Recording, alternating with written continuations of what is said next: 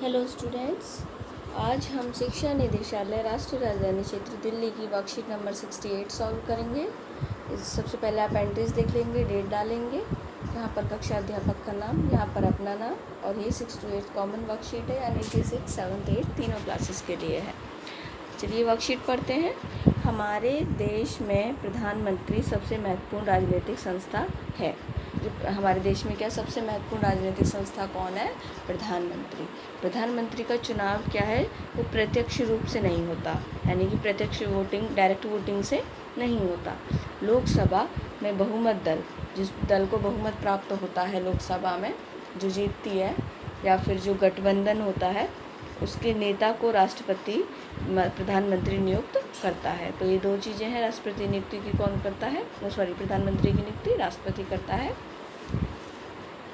यद्यपि प्रधानमंत्री संसद के किसी भी सदन का सदस्य हो सकता है। तो संसद के सदन आपको पता है, राज्यसभा और लोकसभा, ठीक है। तो प्रधानमंत्री जो है वो लोकसभा और राज्यसभा किसी भी सदन का सदस्य हो सकता है। अब हम प्रधानमंत्री की शक्ति देख लेंगे। तो हमने देखा कि सर्वोच्च शक्ति है हमारी प्रधानमंत्री जो है राजनीतिक संस्था की, तो जो उसकी शक्तियाँ भी होंगी बहुत, ठीक है। तो आगे देख लेते हैं प्रधानमंत्री की क्या क्या शक्तियाँ। प्रधानमंत्री सरकार का मुखिया होता है। जो भी गवर्नमेंट चल रही होती है उसका जो हेड होता है वो कौन होता है? प्रधानमंत्री होता है। वह कैबिनेट की बैठकों की अध्यक्षता करता है। जो भी कैबिनेट की मीटिंग्स होती हैं उनका जो है वो अध्यक्षता करता है, लीडरशिप करता है। वह विभिन्न विभागों के कार्यों का समन्वय करता है। आपने बहुत सारे विभाग देखे होंगे, है ना। स्वास्थ्य विभाग है, शिक्षा विभाग है, ऐसे ही बहुत सारे विभाग हैं। तो सबका जो है जो कार्य होते हैं उनको एक मैनेज करना, ठीक है, वो सब ये जो है प्रधानमंत्री का काम होता है। विभागों के विवाद के मामले में उसका निर्णय अंतिम माना जाता है। अगर कोई विवाद हो जाता है विभागों के बीच तो जो प्रधानमंत्री का जो निर्णय होता है वो अंतिम माना जाता है। सारे मंत्री उसके नेतृत्व में कार्य करते हैं, तो उनकी ही लीडरशिप में सारे मंत्री काम करते हैं। जब प्रधानमंत्री अपना पद छोड़ता है तो पूरा इस्तीफा दे देता है। जब भी कोई प्रधानमंत्री अपना पद छोड़ देता है तो उसके साथ जो काम कर रहे होते हैं मंत्री, वो भी अपना पद छोड़ देते हैं। भारत में कैबिनेट सबसे अधिक शक्तिशाली संस्था है। तो कैबिनेट के भीतर सबसे प्रभावशाली व्यक्ति जो है क्या कौन होता है? प्रधानमंत्री होता है। तो चलिए हम देखते हैं, यहाँ पर कुछ लिस्ट दी हुई है भारत के शुरू से, जब से स्वतंत्र हुआ, जब से भारत, तब से अब तक के प्रधानमंत्रियों की लिस्ट है, ठीक है। तो हम पढ़ लेते हैं एक बार जल्दी से, फटाफट से। सबसे पहले कौन है? पंडित जवाहरलाल नेहरू, और ये इनका कार्यकाल भी है, ठीक है। तो दूसरे श्री गुलजारी लाल नंदा, तीसरे श्री लाल बहादुर शास्त्री, फिर हैं श्री गुलजारी लाल नंदा दोबारा भी रह सकते हैं। एक बार जो प्रधानमंत्री बन गया, ऐसा नहीं है कि वो दोबारा नहीं रहेंगे, कभी दोबारा भी बन सकते हैं। फिर रहे श्रीमती इंदिरा गांधी, फिर श्री मोरारजी देसाई, श्री चरण सिंह, श्रीमती इंदिरा गांधी, श्री राजीव गांधी, श्री विश्वनाथ प्रताप सिंह, श्री चंद्रशेखर, श्री PV नरसिम्हा। नेक्स्ट देख लेते हैं, श्री अटल बिहारी वाजपेयी, श्री HD देवेगौड़ा,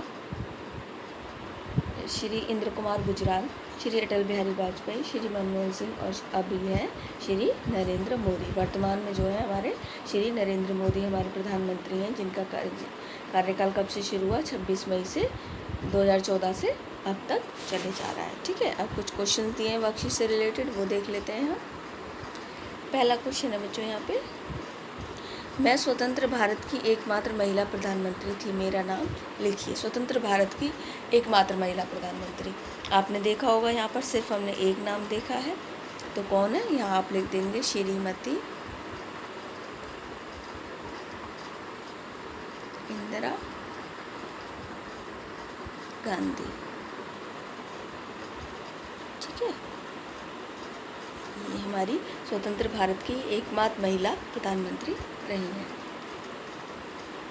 रही थी, ठीक है। नेक्स्ट देख लेते हैं, मैं राज्यसभा का सदस्य रहते हुए 10 वर्षों तक भारत का प्रधानमंत्री रहा। परिवारजनों की सहायता से मेरा नाम पता कीजिए, ठीक है बच्चों। तो अभी मैंने आपको बताया कि जो प्रधानमंत्री है वो लोकसभा और राज्यसभा में से किसी का भी सदस्य हो सकता है। तो ऐसे कौन से प्रधानमंत्री हैं जिनका कार्यकाल 10 वर्ष भी रहा और वो उस कार्यकाल के दौरान राज्यसभा के सदस्य रहे? तो ऐसे हैं,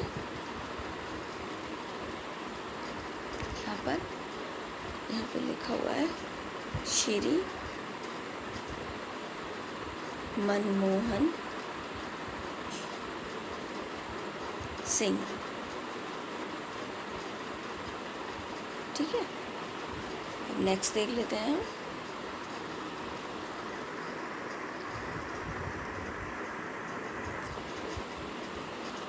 कल्पना कीजिए कि आप वर्तमान में भारत के प्रधानमंत्री हैं। ठीक है, आपको इमेजिन करना है भारत कोरोना जैसी महामारी का सामना कर रहा है। आप इसे दूर करने के लिए क्या कदम उठाते। ठीक है, तो आपको कल्पना करनी है, सिर्फ इमेजिन करना है। हम प्रधानमंत्री तो नहीं है, लेकिन हमें इमेजिन करना है, सिर्फ कल्पना करनी है कि अगर हम प्रधानमंत्री होते तो इस टाइम पर हम क्या, इसे दूर करने के लिए क्या कदम उठाते। ठीक है, तो आप इसमें से आप अपनी कल्पना करके आपको स्वयं लिखना है, लेकिन मैं फिर भी कुछ पॉइंट बता देती हूँ। ठीक है, तो आप लिख सकते हैं जैसे कि हम सबको मास्क पहनने के लिए कहते हैं, सोशल डिस्टेंसिंग फॉलो करने के लिए कहते हैं। ठीक है, और हम प्रिकॉशंस लेने के लिए कहते सारे, और जो है भीड़ भाड़ वाली जगहों पर जाने से मना करते। ठीक है, तो ऐसे हम कुछ कदम उठाते जो कि उसमें हमें जो है इस बीमारी से हमें बचाने में सहायक होते। ठीक है, हैंड वॉश करने के लिए कहते। और आप भी जो भी चाहते हैं, अगर आप यहाँ पर आप कल्पना कीजिए कि आप क्या चाहते, आप अगर प्रधानमंत्री होते तो आप क्या कदम उठाते और क्या कर सकते थे आप। ठीक है, नेक्स्ट क्वेश्चन देख लेते हैं। अपने प्रिय प्रधानमंत्री के संदर्भ में अपने परिवारजनों से कुछ अन्य जानकारी एकत्र कीजिए और उस पर एक लेख लिखिए। ये बेटा आपको अपने आप करना है, अपने फेवरेट। ठीक है, फेवरेट जो है प्रधानमंत्री लिखने हैं, जो भी आपके प्रिय रहे हों, इनमें से आप कोई सा भी चूज़ कर सकते हैं। ठीक है, जो भी आपके प्रिय रहे हों या फिर आपको प्रिय लगते हों, तो और उनकी जैसे कोई भी नाम ले सकते, श्री राजीव गांधी, श्रीमती इंदिरा गांधी, श्री चरण सिंह, श्री मोरारजी देसाई, श्रीमती इंदिरा गांधी, दोबारा आ गया है श्री विश्वनाथ सिंह। ठीक है, ये जो नाम है इनमें से आप कोई सा भी ले सकते हैं जो आपके प्रिय प्रधानमंत्री रहे हैं या फिर आपको अच्छे लगते हैं, और उनके बारे में, उनके जीवन काल के बारे में थोड़ा सी जानकारी इकट्ठा करके लिखनी है। लेख लिखना है, यानी कि वे उनका नाम, जैसे आप नाम तो लिखना होगा। ठीक है, जैसे जो भी आपका फेवरेट होगा, तो उसके बाद उनका जन्म कहाँ हुआ। ठीक है, उन्होंने क्या क्या शिक्षा प्राप्त की, ये सब जानकारी आपको लिखनी है। वो कौन सी पार्टी से हैं, ठीक है या थे, तो ये सब आपको जानकारी लिखनी है इस 4th नंबर के आंसर में। यहाँ पर तो बच्चों वर्कशीट आपकी यहीं कंप्लीट होती है। तो आई होप आपको अच्छे से समझ में आई होगी। अगर आपको वर्कशीट अच्छी लगे तो वीडियो को लाइक करें और चैनल को सब्सक्राइब करें। Bye bye.